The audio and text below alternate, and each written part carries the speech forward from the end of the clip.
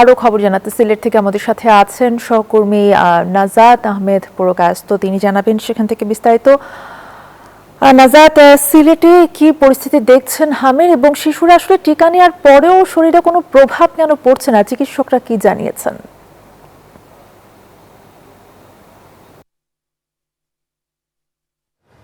ধন্যবাদ।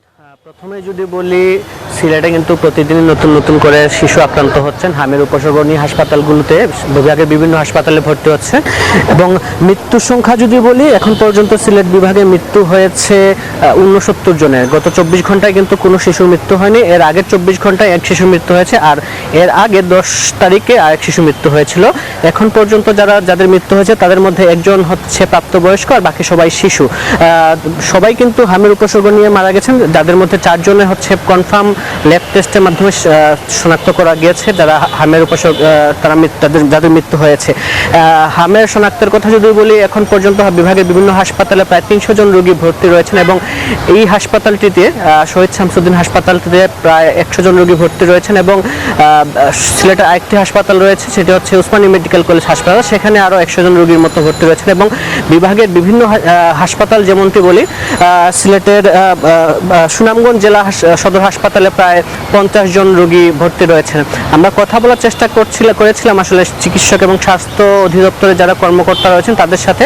তারা যেমনটি বলেছিলেন, টিকাদান কর্মসূচি আসলে শেষ হয়েছে, এবং 20 তারিখে শেষ হলেও টিকার যে কার্যক্রম সেটি আসলে শুরু হতে 21 থেকে 28 দিন সময় লাগে। সেক্ষেত্রে তারা ধারণা করছেন এই মাসের মাঝামাঝি সময় থেকে আসলে হামের উপসর্গ যেটি আসে সেটি আসলে কমতে শুরু করবে।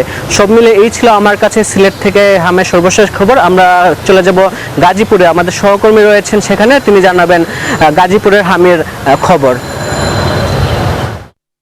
বলছিলেন আসলে হাম রুবেলার আক্রান্ত কিন্তু সারা বাংলাদেশে কিন্তু হাম রুবেলার আক্রান্ত বৃদ্ধি পেয়েছে। তার এবার ধারাবাহিকতায় কিন্তু গাজীপুরেও যে হাম রুবেলা সেটি কিন্তু আক্রান্ত বৃদ্ধি পেয়েছে, এবং আমি রয়েছে এখন গাজীপুর শহীদ তাজউদ্দিন আহমেদ মেডিকেল কলেজ হাসপাতাল। আমি যদি একটু দেখাই যে হাম রুবেলায় যে শিশু যারা আক্রান্ত হয়েছে তারা কিন্তু 3টি ওয়ার্ডে ভর্তি রয়েছে, এবং 3টি ওয়ার্ডে ভর্তি হয়ে কিন্তু তাদের যে চিকিৎসা কার্যক্রম সেটি কিন্তু চালিয়ে যাচ্ছে। আমি যদি একটু বলি যে জানুয়ারি থেকে এ পর্যন্ত গাজীপুরে 1212 জন শিশু কিন্তু হাম রুবেলায় আক্রান্ত হয়েছে, এবং এর মধ্যে কিন্তু 1153 জন রোগী কিন্তু সুস্থ হয়ে বাড়ি ফিরে গেছে। এই পর্যন্ত কিন্তু হাম রুবেলায় কিন্তু এখন পর্যন্ত গত 24 ঘন্টায় কিন্তু 55 জন শিশু হাম রুবেলায় আক্রান্ত হয়ে গাজীপুর শহীদ তাজউদ্দিন আহমেদ মেডিকেল কলেজে ভর্তি রয়েছে, এবং তাদের কিন্তু চিকিৎসা চলছে। এবং আমি যদি আরেকটু জানিয়ে রাখি যে গত জানুয়ারি থেকে এ পর্যন্ত কিন্তু হাম রুবেলায় আক্রান্ত কিন্তু 4 জন শিশু কিন্তু এ পর্যন্ত মৃত্যুবরণ করেছে, এবং যে শিশু যারা রয়েছে তাদের কিন্তু এখন পর্যন্ত চিকিৎসা চলছে। এবং